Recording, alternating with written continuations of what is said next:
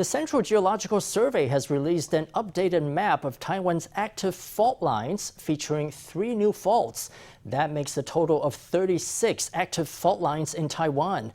According to a geosciences professor at National Taiwan University, scholars have known the existence of these active faults for more than 10 years.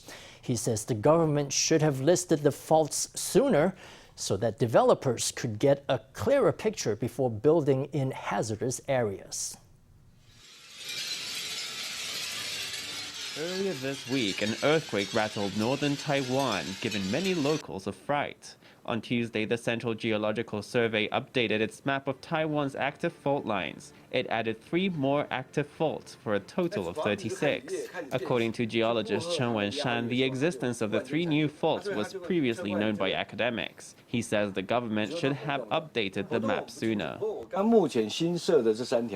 We have been aware of these 3 fault lines being active for more than 10-20 years. Some may not have been very sure on whether these were active fault lines, but scientists already knew they were, so why weren't they drawn? If you wait until you have a lot of evidence, buildings may have already been built there and land development plans may have already been drawn. By that point, you can't avoid them anymore. What can you do then? According to the fault line map, the 3 new active faults are the Chuxiang Fault in Nantou, the Kouxiaoli Fault in Tainan, and the Chegualin Fault in Kaohsiung. Though the 3 new faults have been announced, they have yet to be declared as geologically sensitive areas.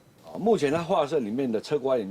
Chegualin Fault cuts through the Chaotou Science Park. In the future, the firms at the science park will have to take measures for being on an active fault line. Once the lines are drawn, they'll have to adapt. The Central Geological Survey should draw up the faults that could be active faults as soon as possible.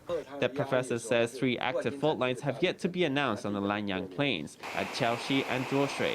Some of them run right across the planned high-speed rail extension in Yilan. Experts say Taiwan should follow the example of Japan and the US, which announced fault lines that could have activity 20 to 30 years in the future to prevent development along risk areas.